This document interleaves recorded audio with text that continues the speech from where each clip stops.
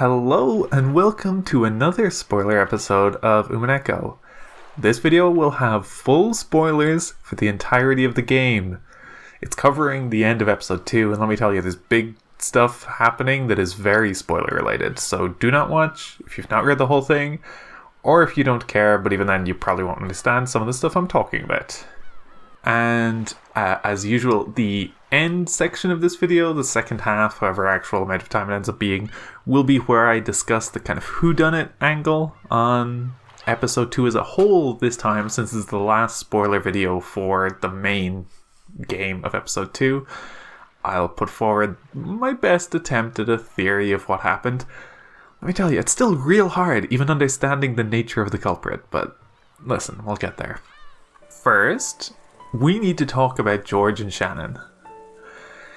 We circle back to George and Shannon here at the end, and in a way, George has taken a huge back seat through this episode. I was expecting him to be a little bit more present, but Maria, Rosa, and then Battler, Beatrice, etc., their dynamics are more important in the middle of the episode.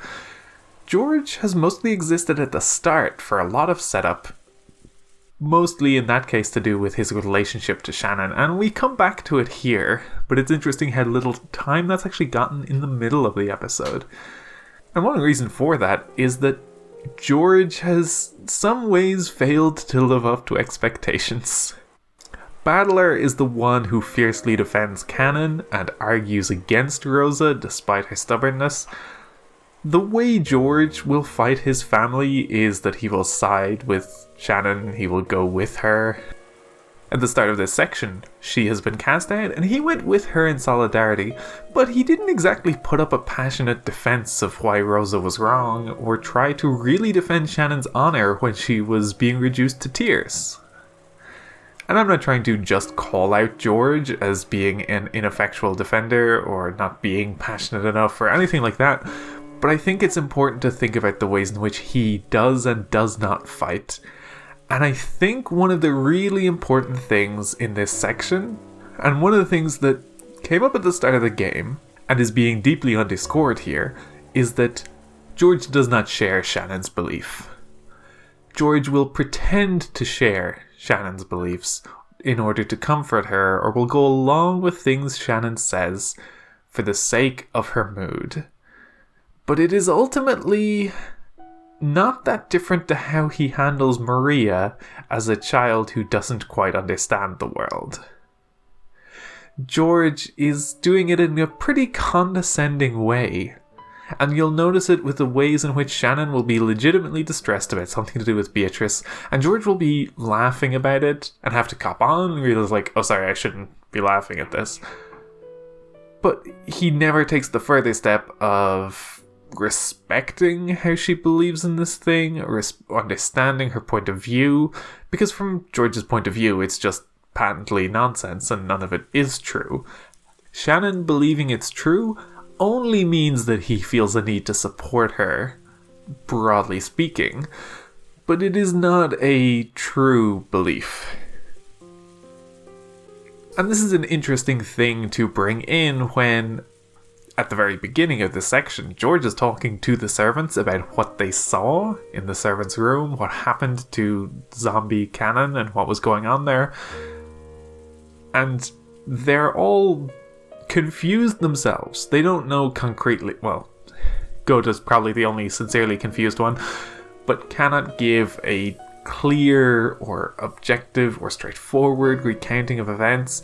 They've told George something that George says sounds unbelievable, and he says, wow, that seems difficult to believe. And not in a way that he's disbelieving them, but in a way where it parallels his response to Shannon's beliefs, that he is assuming there is a far more straightforward, quote-unquote, reasonable and logical explanation for what's going on, but that simply these people don't possess it. Likewise, when Shannon talks of Beatrice and what Beatrice's magic has done to bring them together, George simply dismisses it outright. And this happened at the start, and now is continuing as he dismisses the true threat of Beatrice. He is aware that a bunch of people have been killed, so there is some culprit to be worried about, but at the same time, he's not entertaining even remotely the possibility that Shannon's correct. He's willing to entertain the idea that he needs to comfort Shannon, and a way to comfort her is to acquire this mirror, and with it, she will feel better. But only as a superstition, not in a sense that he thinks it will actually achieve any effect. There's some subtle moments where you can see this happening in this scene, and Shannon is deeply aware of his responses. He's not hiding well that he is not believing in her. There's lines where George will appeal to Genji's authority by asking what his opinion is of Beatrice and the nature of her existence and how Shannon might have empowered her or not. Genji pushes away this responsibility by saying that he has no opinion. As furniture, he is effectively spouting the opinions of those who give him orders. And Genji is extremely comfortable with things being mysterious and unexplained, partly because he is an accomplice, but I think also just because of the nature of who Genji is. He does not have any discomfort with the notion of Beatrice. He is extremely comfortable with the dual world of magic and reality. And different people have different relationships to this. Obviously, Rosa is extremely uncomfortable with any attempt at explaining things in this kind of magical abstract sense. George himself highlights this when he says, if they had tried to give Rosa the explanation they gave him, they would have been in more trouble. Whatever they said would have been deeply more suspicious. Which is, importantly, a reason why they might not have wanted to tell her what happened. Because as far as she's concerned, well, if you're innocent, you just tell me what happened and everything's fine. Which really elides the possibility of, well, the thing I saw sounds deeply suspicious despite me not being involved. Gohda is not an accomplice, and yet, even if he, a completely innocent person, tried to explain what happened, it would just be unfathomable and would only make things worse. Even being silent in that case is better for an innocent person like Gohda. One important thing too about this is that Genji makes a note of saying it would be unreasonable to try and force belief on George, who did not witness these events. And that's very interesting because clearly George does not believe, and Genji is right. You cannot force a person to believe. So in a certain sense, it is understandable that George remains a skeptic through all these things, but the nature of his skepticism is such that he just discredits Shannon regularly. The fact that he's asking Gohda at all is because he just thinks of Shannon as someone who has flights of fancy that are clearly distinct from the actual truth. Also, when they hatched the plan to acquire the mirror, something someone else pointed out on a video earlier in this series, it's interesting that what Beatrice needs is a mirror to be smashed because a mirror reflects back what is visibly seen. Magic in general seems to be resisted when you can visibly see things. Part of the magic of the closed rooms is that no one is there to observe what actually happened. So by dressing it up in a certain way, you can disguise what potentially did happen and provide a magical explanation instead. So in that sense, it's interesting that a mirror inhibits magic because a mirror shows you, quote unquote, the truth of what is not in front of you, I guess. You are looking at the truth of what is where you are. And obviously, for Beatrice, this is very important, and for Shannon this is very important, because when Shannon has this mirror, she is Shannon. She can look in the mirror and see that she is her. She is not Beatrice. It can end up reinforcing and bolstering her faith in herself and her own personhood, as opposed to Beatrice's personhood. It tragically does not happen to be enough, but I think that has more to do with the other dynamics of that scene. But before we get to concluding with George and Shannon, there's a brief pit stop where we check in with Battler and Maria, and it's interesting that Battler has become quite passive yet again. He has, yet again, been broken. He sees no path forward, and without any options as far as he's concerned, has sort of given up and become, as he said, he has not taken his turn on the stage. And it's funny that earlier this was a bit of a goof, it underscored some of Jessica's frustrations with Canon, but does become a real anxiety for Battler, where he starts to feel powerless and feel like he has no options and no ways out. And I think that's a deeply intentional situation for him. This happened in the first one, where he was baffled by what was happening before Meta Battler even got to talk to Beatrice.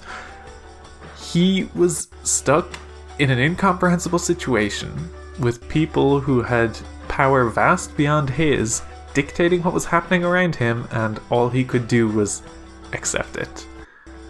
This mirrors a lot the position of a servant who perhaps wants more out of their life but is limited by circumstance and everything around them.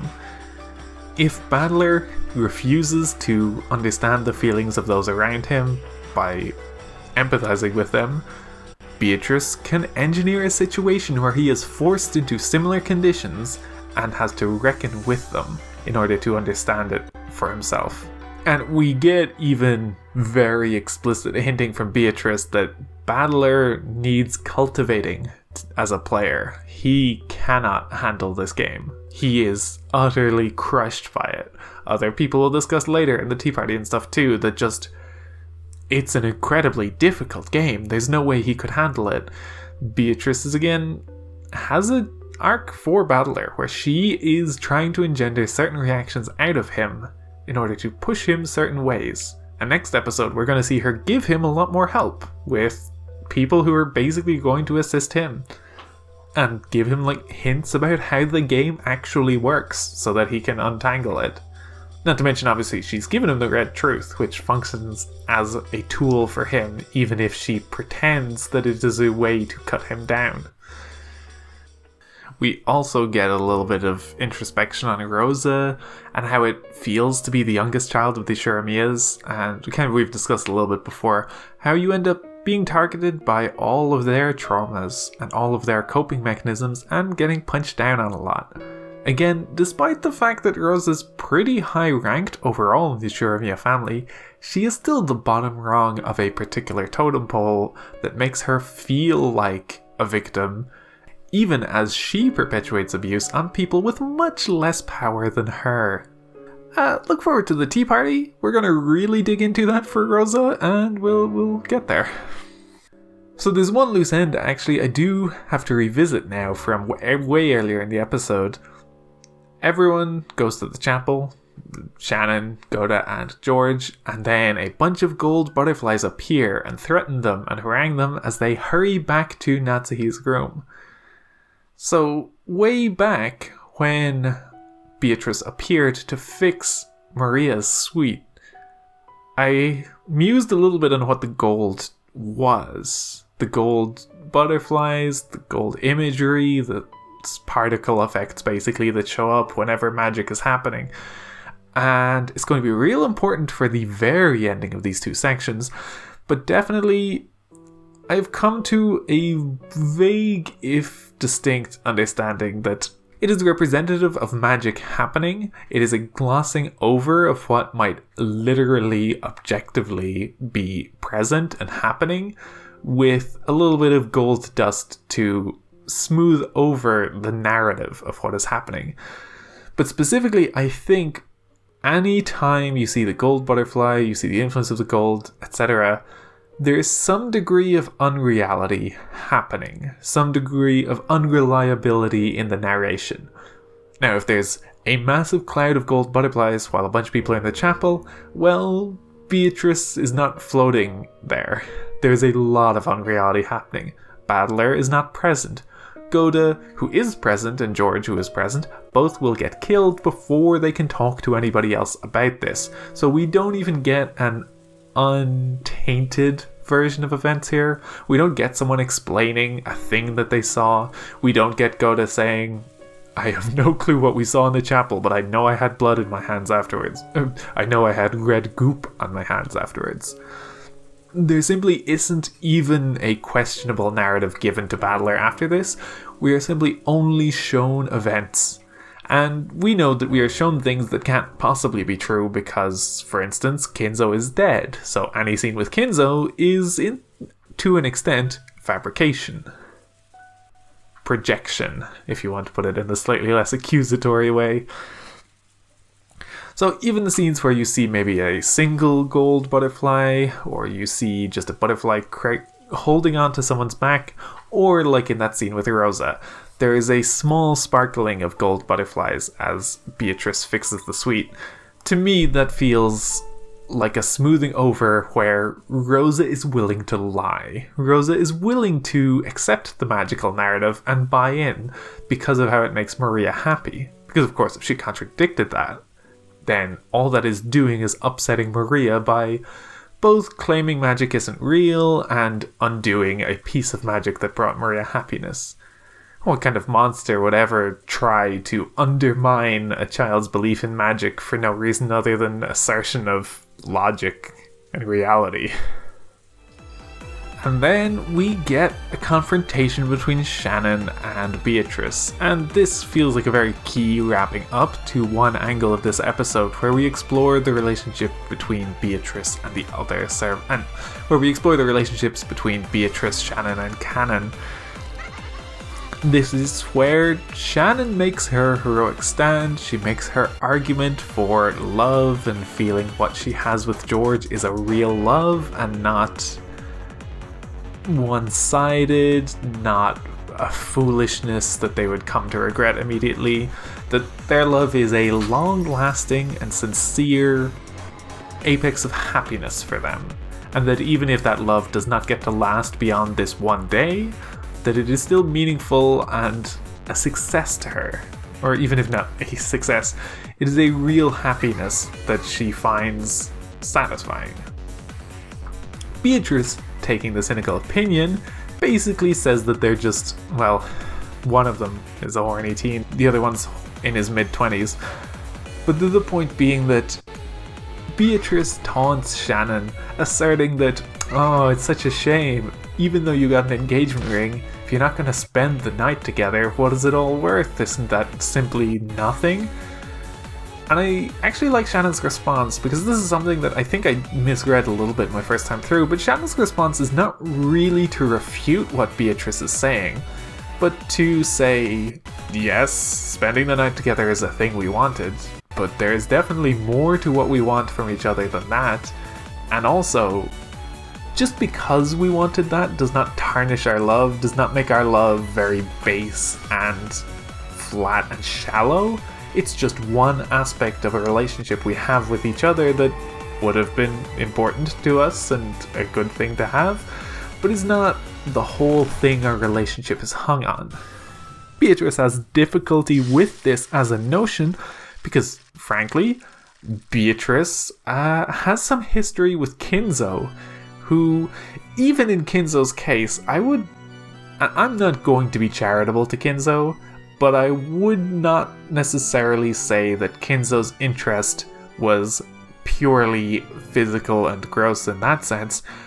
I think Kinzo's interest was gross in many ways, but I do think Kinzo's interest came from a love that he sincerely held, even if his expression of that love became twisted, abusive, and oppressive.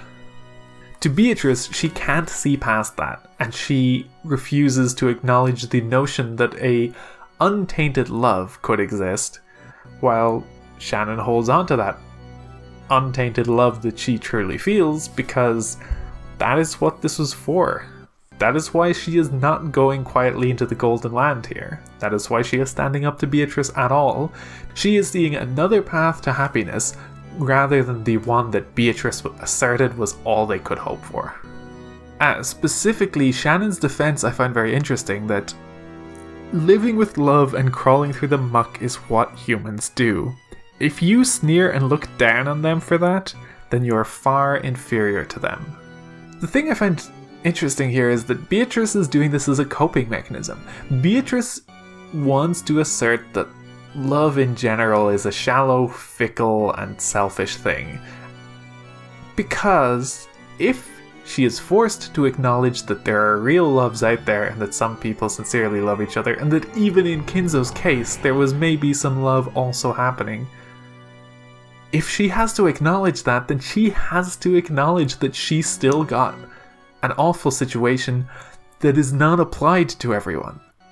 If she has to acknowledge that Shannon and George could have actually had a happy, loving, and healthy relationship, she then has to acknowledge that her having a deeply unhealthy relationship was not inevitable, but was in fact bad circumstances. That she was in a bad situation, and it's not that it was her fault or something she had agency to simply step out of, but that at the same time she could have imagined a better place. Beatrice, in a funny way, as a very powerful witch, we'll come to realize is very limited in what she can do. The fiction she spins gives her a great power, and she becomes a powerful witch in the different stories of these episodes. But if you actually think about the person, the human behind this character, her entire life is typified by lacking power despite theoretically having access to it. And I think there's a debate to be made about how much she really literally couldn't have done anything better, and how much she felt trapped, even if she maybe actually did have great capacity to go and do other things.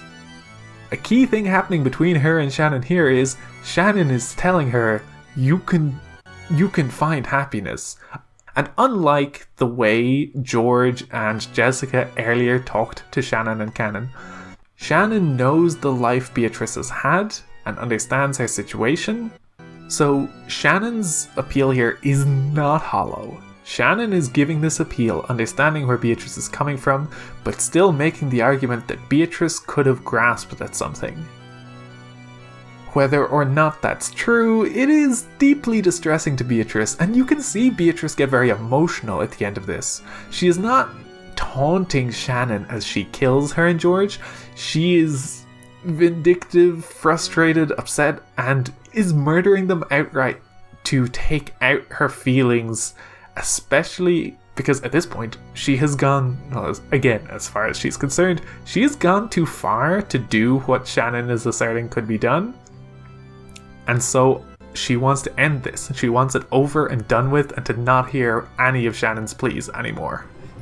Then, as we move towards the end of the episode, there's a little bit of almost housekeeping, as Genji finds 2 of the corpses, which leads to them eventually finding the other 3 corpses too. And there's a couple fun little tidbits about narrativizing things. Battler sees one of the stakes, and it explicitly says, "Even without touching it, I could tell it had some weight to it. It was probably made out of bronze or iron or something of the sort." We know that later these are going to be called cheap toys from like a shop that Kinzo ordered because they looked occult-ish. I don't know if they're literally plastic. They might still be some sort of metal, but they are not actual weapons. But they have the appearance, and it's very interesting that Battler says, "Just by looking, I could tell physical properties that are not determined visually."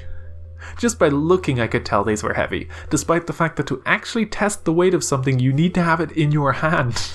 Or put it on the scales, I guess, but he's not doing that either. And then there's even little bits where Genji will say, "Oh, I didn't go with the others because there has to be a servant on standby in the room." And Battler's like, "What the fuck are you talking about? There's only 4 of us left alive on this island and you're doing this?" And Battler asks, "Is Genji this much of a robot?" And the thing that's interesting, that in the same way people could believe Kinzo would be ludicrous enough to do many things, people could believe that Genji is just that dedicated a servant that he carries out protocol despite all other circumstances undermining the reason to do so. Which is a really good cover for an accomplice. It really gets you out of a lot of situations.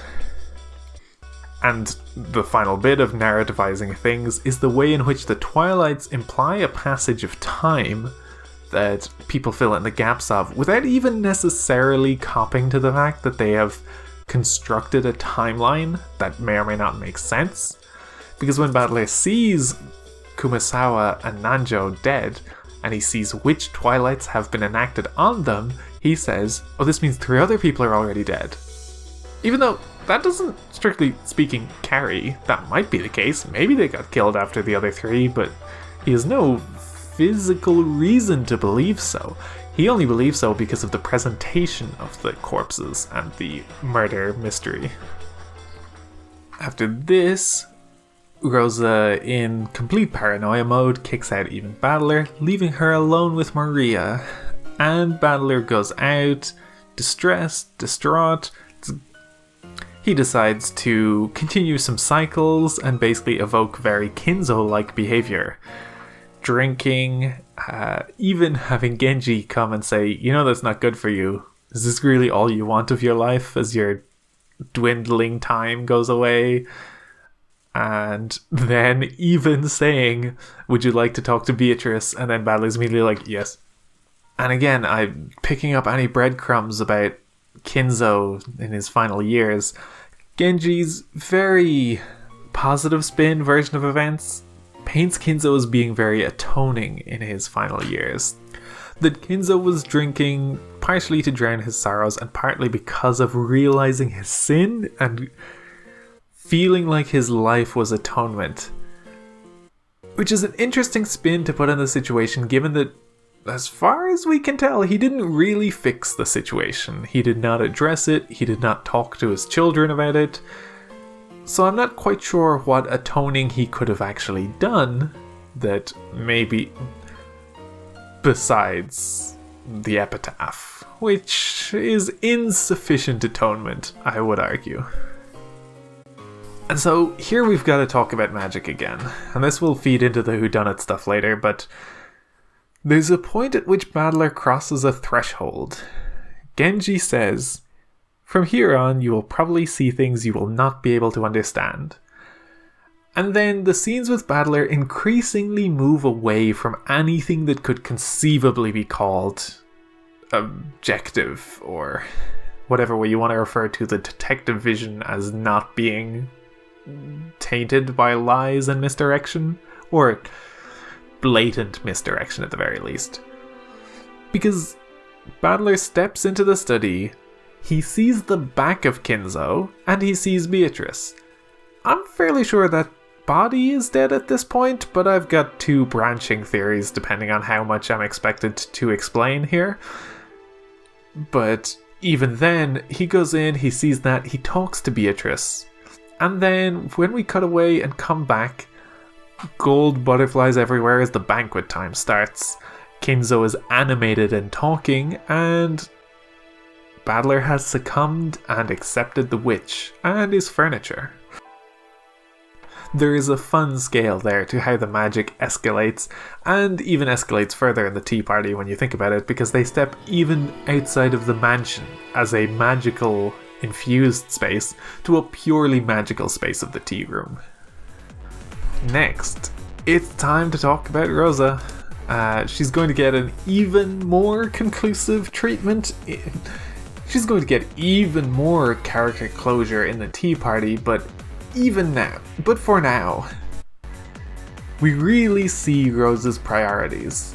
Unfortunately, Rosa only has 2 hands, so naturally she cannot support her daughter. She instead needs to hold a gun and a bar of gold.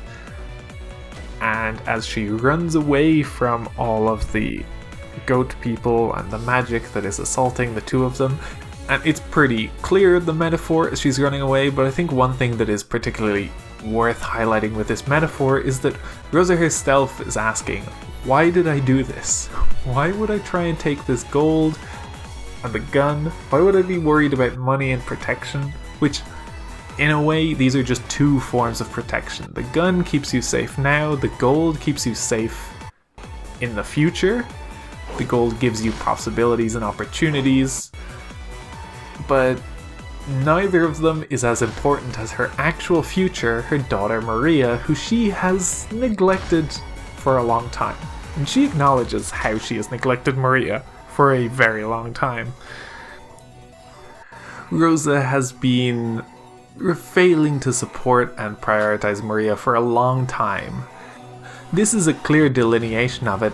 Even as she does attempt to protect Maria, she still clearly cares about Maria, but she still cannot bring herself to think about Maria first, or to think of Maria as a high priority beyond even gold and guns.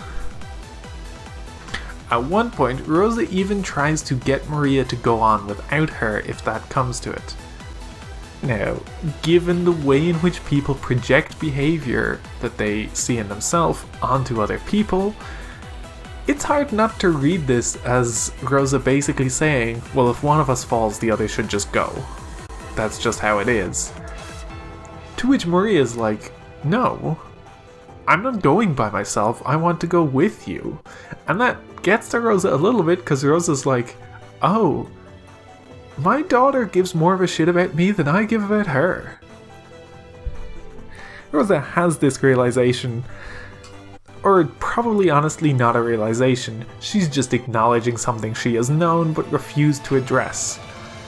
That is one way in which trauma can work, that people repress things, not in the sense that they don't know about them or are completely oblivious, but that they won't think about them, acknowledge them, address them, or deal with them. Rosa does a lot to protect Maria in these scenes. In the narration, she says, if it's to protect my daughter, I'll overcome even hell.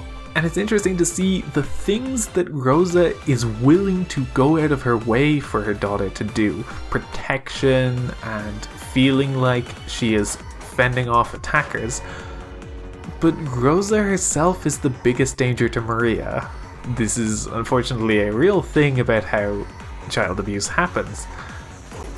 And she is not willing to address that. She's not willing to address the biggest thing regularly affecting Maria. Even in this ending, where Rosa's like, oh, I'm a bad mother, I'm sorry you had to put up with me. She doesn't acknowledge the abuse, really. She acknowledges the ways in which she viewed Maria only as a burden and only thought about the appearances of Maria, but never thought about Maria's own internal life. At no point does she say anything about like, wow, it's real fucked up how much I hit you. And actually, to complicate the idea of the gold being protection for the future and Maria being the actual future, I'm not convinced that Rosa really sees Maria as her future. Reading it uncharitably, I honestly think that if it was easy, Rosa might give up Maria. Rosa does not seem to have enough love for Maria to see Maria as her legacy.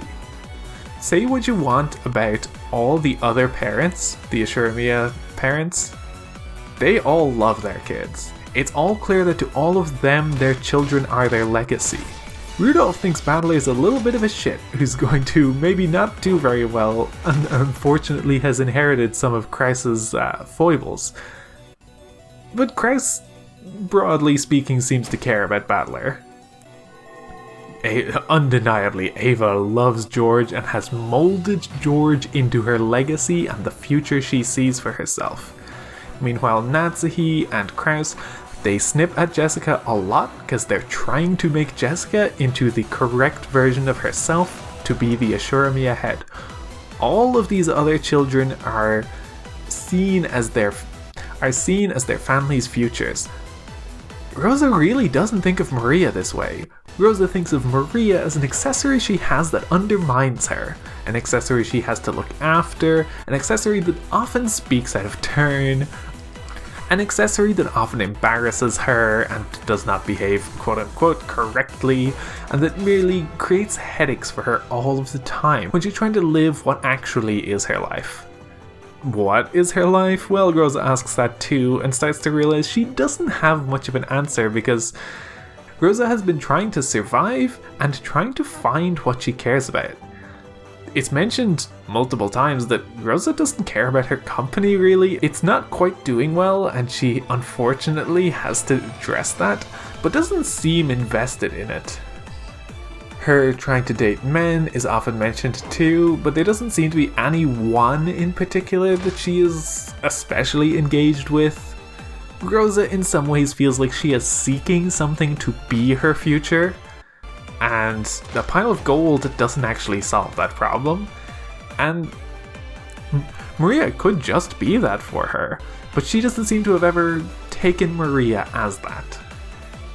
And perhaps that could change, but it certainly hasn't, even in this ending. Rosa feels bad and she is appeasing Maria for bad treatment. This ending is fundamentally, to me, not a very happy ending. This ending where Rosa is trying to defend Maria and do her best as a mother to protect her, and apologizing to Maria, this all is the same as when she bought her sweets at the start of this episode. Rosa's pledging to make no change, Rosa's acknowledging none of the core of her wrongdoing. Rosa's saying, "Oh, I'm sorry, I'm an awful mother. I should do better." And then making no material change. Maria's answer to that is very interesting though. At first blush, I thought Maria was undermining the magic of Beatrice, but instead, no, Maria's making a much more distinct understanding of what Beatrice is and what it is to be a different person. Maria says, "There isn't more than one mama. There is only the one mama." Maria is acknowledging here that she didn't think her mother was being possessed. She didn't literally believe that. When she said, "Oh, that was just the bad mother, the good mother is back," that was Maria using magic to narrativize events in order to feel better about her mother and her mother's abuse and acknowledge that her mother loved her.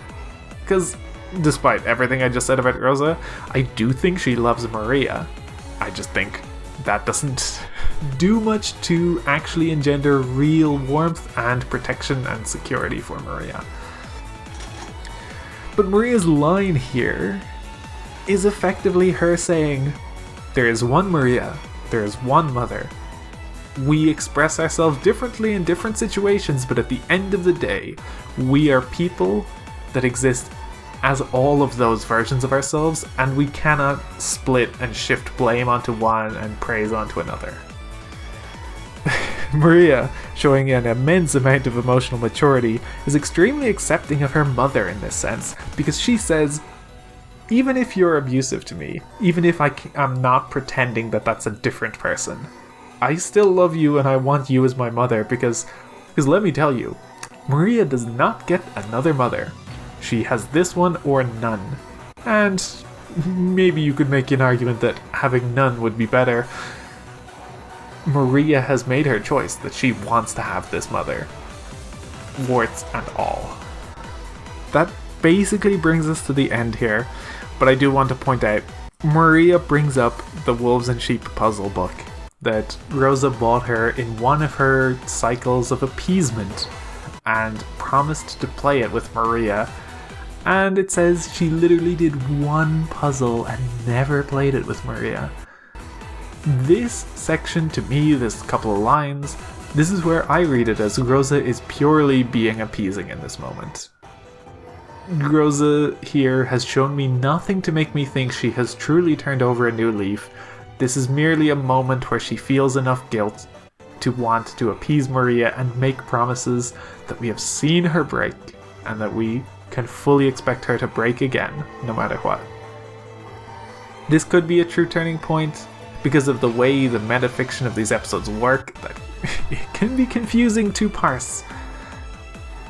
But even having finished the game and knowing that we should give people the benefit of the doubt, we should give people nicer readings, Rose is still an abusive mother, and this is not the last of it we're going to see. With that much said, this is a long episode, but it's time to talk about Whodunnit. And let me tell you, I am a little bit stuck because I went and looked up the Reddit truths from the future episodes that refer back to this episode, because in the first one I did not do that, and they had some important clues that shot down some of the more basic theories.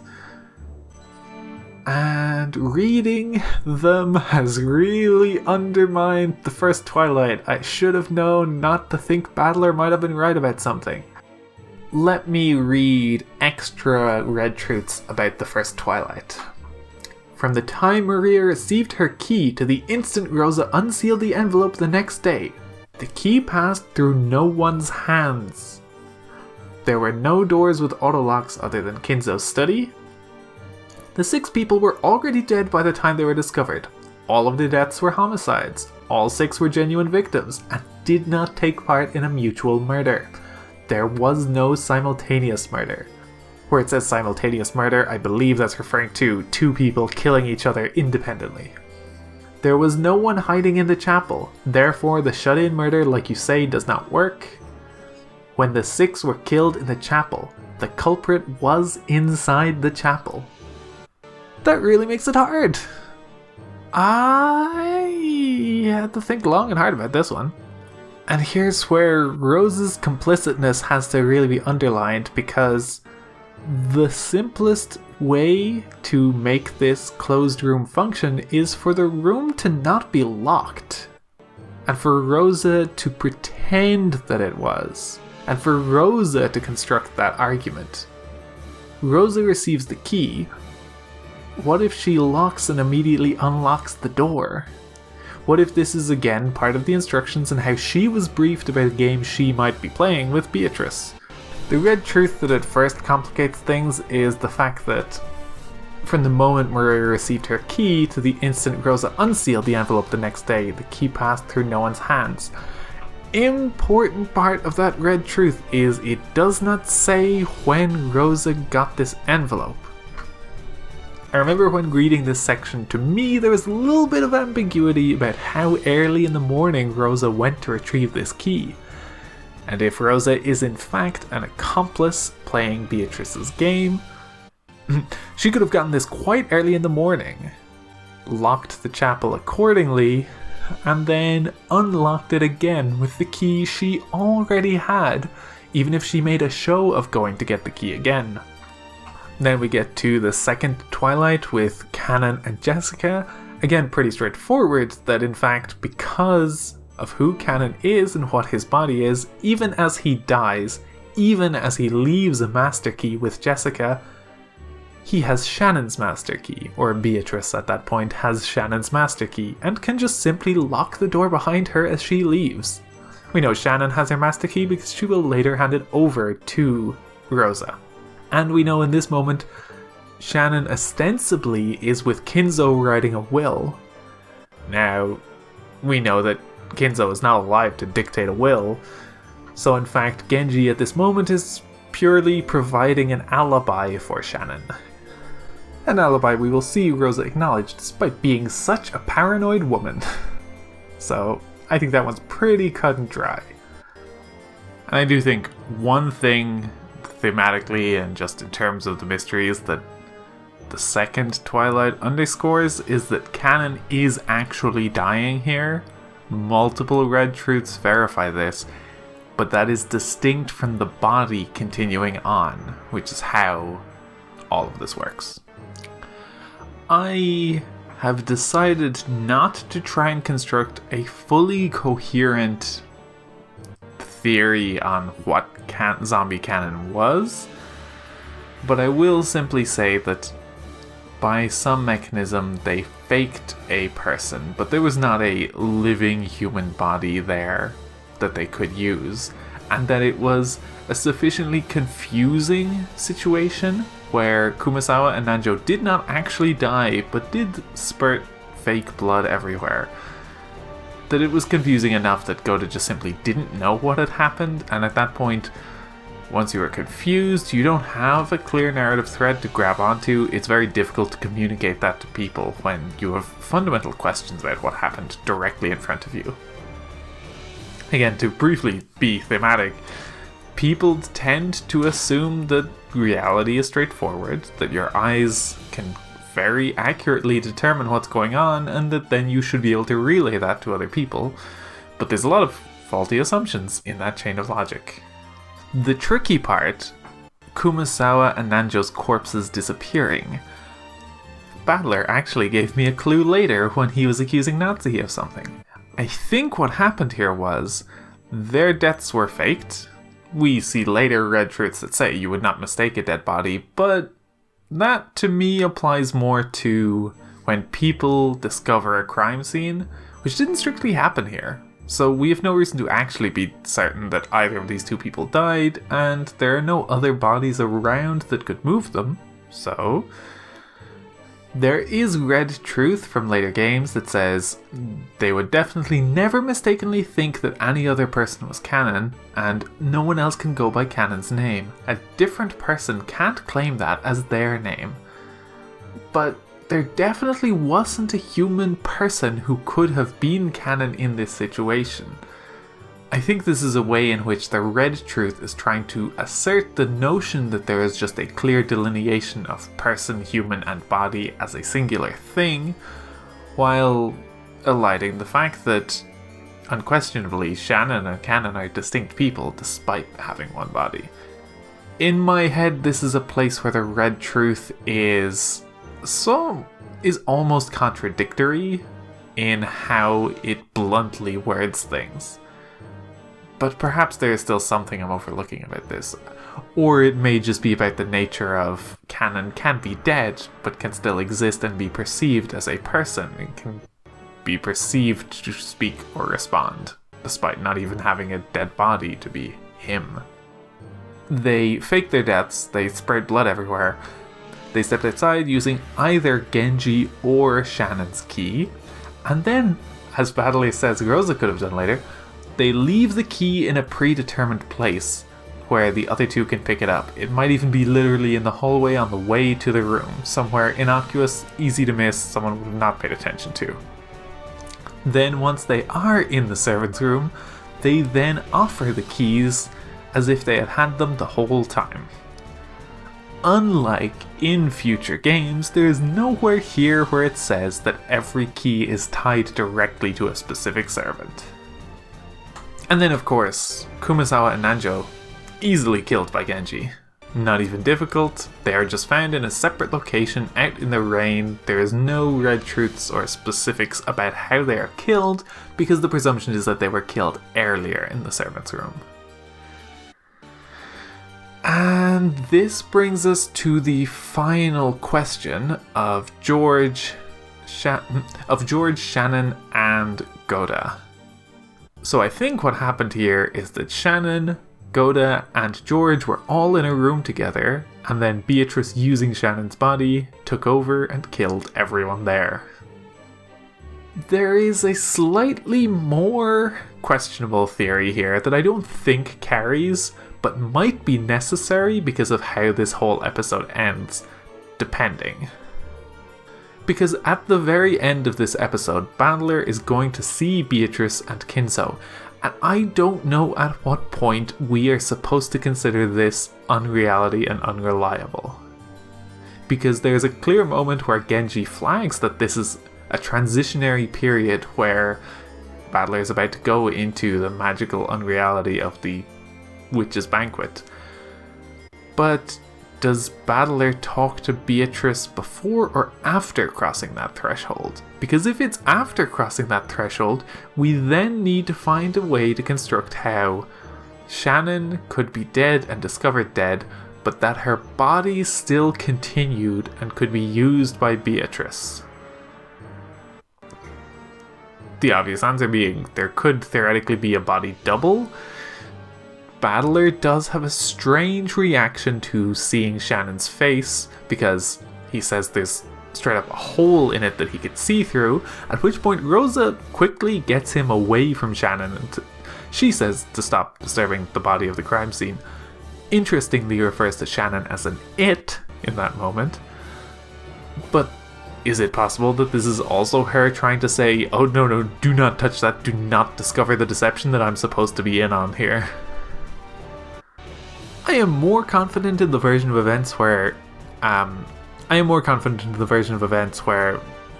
Shannon's actual body is in there and died after killing the other two. because I do believe a later Red Truth disallows the concept of mistaking them as dead, of mistaking body doubles, or there's no body double tricks. But that may be referring to a specific episode, so I might not actually need to apply that here. Also, briefly, just if the scene in Kinzo's study is meant to be a real scene that I should be able to explain here, Kinzo is very clearly just dead and propped up in his chair, because he does not say anything for some time and is facing away from Battler, and is not very active until properly into the magical scene. Specifically, what do I think Rosa's job was? As I do think Rosa was an accomplice. At one point I thought perhaps Beatrice had set her a game, but I think the reality of the situation is that Rosa was an accomplice who was not exactly on board.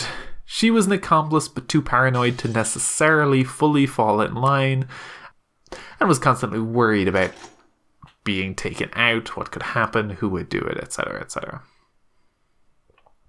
At the end of the day, despite all of my shit talking of Rosa earlier, she cares about Maria, and I suspect wanted her and Maria to get out of there safely. She does not seem to understand the nature of the Golden Land that is coming, because if she did, she would be way more worried. Unlike Ava as an accomplice, Rosa seems to know people are actually dying, and that really elevates her stress levels and suspicions and paranoias. But that's it. If you have corrections, if you think I've left stuff out, if you think I've made total blunders, or if you want to tell me that actually, yes, canon was just a bag of blood that they used, you can comment below. I have one more spoiler video for episode 2 to come, where I'm going to talk about the tea party anyway, and I will basically find out how wrong I was and re-clarify some things there. And just discuss some of the answers and what people have said then. But that's all for this very long video. Thank you for watching. See you in the next video.